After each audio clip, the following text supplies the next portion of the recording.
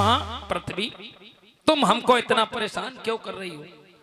तुम इतना मत रो, हम अतिशीघ्र तुम्हारा ये भार हरण करने के लिए आएंगे। आज जब करुण क्रंदन गौ माता का सुना भगवान नारायण ने और देवताओं का तो कहा, देवताओं तुम ये रोना धोना बंद करो, हम बहुत जल्द तुम्हारा संकट दूर करेंगे। पहले एक बात ये बताओ कि तुम लोग इतने सारे हो और रोजाना दैत्यों से जब मार खा के आते हो, इसकी वजह क्या है? तुम संख्या में भी कम नहीं हो और बुद्धिमान भी हो, लेकिन दैत्य तुम्हें रोज पीटते हैं, इसका कारण क्या है? और सभी जानते हैं जब किसी समस्या का मूल पता नहीं चलेगा कि यह समस्या क्यों है, तो फिर उसका समाधान कैसे होगा? भगवान नारायण ने दैत्यों से कहा, वो देवताओं से कहा कि देखिए तुम सब इतने होकर, बुद्धिमान होकर, सबल होकर और रोज मार खाते हो, क्यों खाते हो? क्या है इसकी वजह? विष्णु भगवान आज देवताओं से कहने लगे कि दैत्यों से ज्यादा होकर भी रोजाना पिटते जाते हो, रोजाना पिटते जाते हो, रोजाना पिटते जाते हो। सब तरह बराबर होकर भी गैरों की ठोकर खाते हो, गैरों की ठोकर खाते हो, गैरों की ठोकर खाते हो। अपने सत्तों की रक्षा की, अपने सत्तों की रक्षा की, मैं अभी किसी में लगन नहीं, अभी किसी में लगन नहीं। अपने सत्तों की रक्षा की है, अभी किसी में लगन नहीं है, अभी किसी में लगन नहीं है, अभी किसी में लगन नहीं। और बल है, विद्या है, शक्ति है, सब है लेकिन संगठन नहीं, लेकिन संगठन नहीं, सब है लेकिन संगठन नहीं।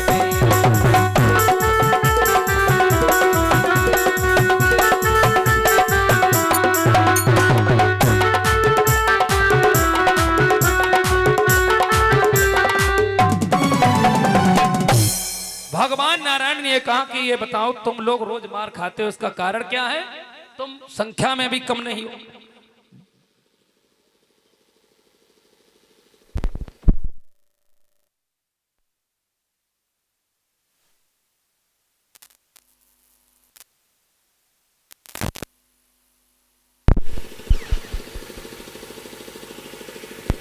और तुम बुद्धिमान भी हो, तो देवताओं ने यह कहा कि महाराज मुझे नहीं मालूम कि जब तुम्हें यही नहीं मालूम कि तुम्हारी मार क्यों पड़ती है, तो ऐसे ही मार खाओगे। आज भगवान विष्णु ने कहा कि देखिए तुम में बल भी है और विद्या भी है, लेकिन एक चीज की कमी है, वो है तुम भाई भाई एक नहीं हो, अलग अलग हो, संगठन नहीं है। बल है, बुद्धि है, विद्या है, लेकिन संगठन नहीं है भाइयों में। और जब भाई भाई अलग हो गए तो फिर बाहर के लोग बारी बारी से मारते रहेंगे और एक एक आप लोग मार खाते रहोगे। भगवान विष्णु देवताओं को समझा रहे हैं और हम आप लोगों को समझा रहे हैं, समझ में आए तो करना और नहीं आपकी इच्छा। भगवान ने कहा कि तुम भाई हो, सगे भाई भाई, और आपस में एक नहीं हो।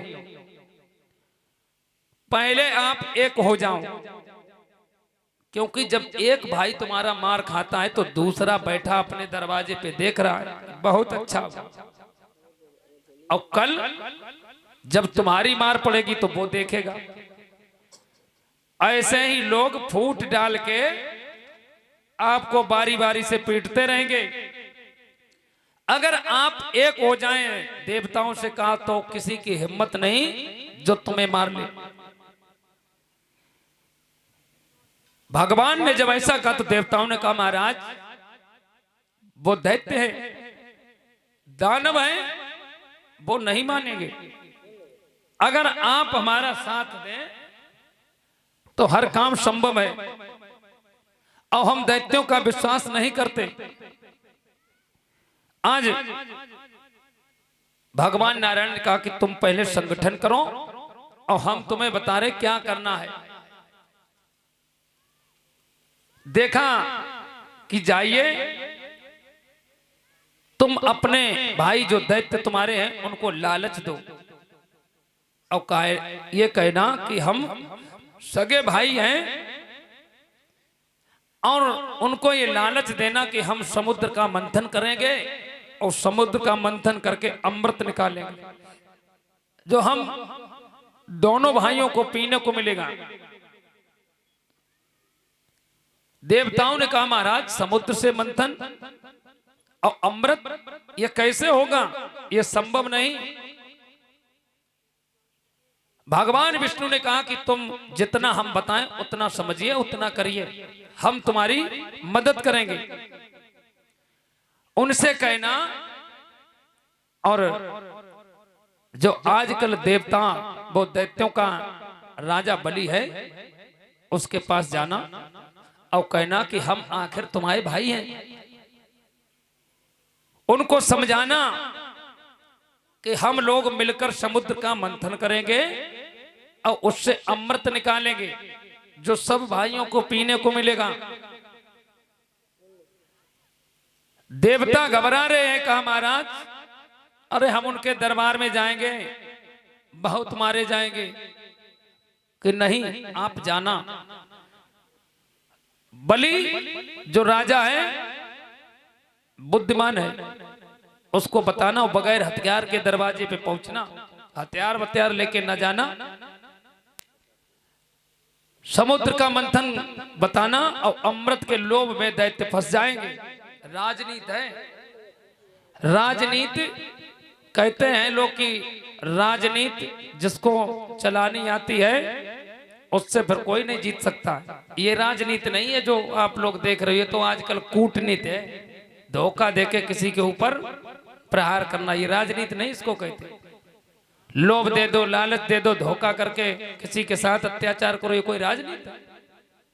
राजनीति के प्रमुख 4 चरण साम दान दंड भेद, और साम में है पूजा पाठ, और दान में है लोभ, उसके बाद दंड, और उसके बाद भेद। साम का मतलब है अगर आपकी किसी से बुराई है तो आप उसको विनम्रता पूर्वक समझाएं, हाथ जोड़ के, भैया ये अगर गलती हो गई तो क्षमा कर दो हमें। और वो नहीं मानता है तो लोभ दे दो कि तुम्हारा नुकसान हो गया भाई, हम भरपाई कर देंगे, लोभ दे दो। और लोभ में भी ना माने तो उसको दंड दो फिर, और दंड से भी ना माने तो फिर उसको मार दो। ऐसा करने पर पाप नहीं लगता। जैसे जब राम और रावण की लड़ाई हुई तो रामचंद्र जी ने, और राजनीति चिल्लाई और नहीं जाती, चलाई जाती है केवल, चिल्ला दी तो फिर थोड़ी कुछ काम करेगी। जैसे राम रावण की लड़ाई हुई तो रामचंद्र जी ने सामनीति अपनाई, पहले पूजा की, किसकी? शंकर जी की। लंका समुद्र के किनारे श्वेतबंध रामेश्वर पर शिव जी को स्थापित किया। राम जी जानते हैं कि रावण के गुरु हैं शंकर जी, और शंकर को जब बस में कर लेंगे तो ये उनका चेला है। पूजा की शंकर जी की, और रावण नहीं माना। दूसरा भेद लगाया शाम के बाद, दाम।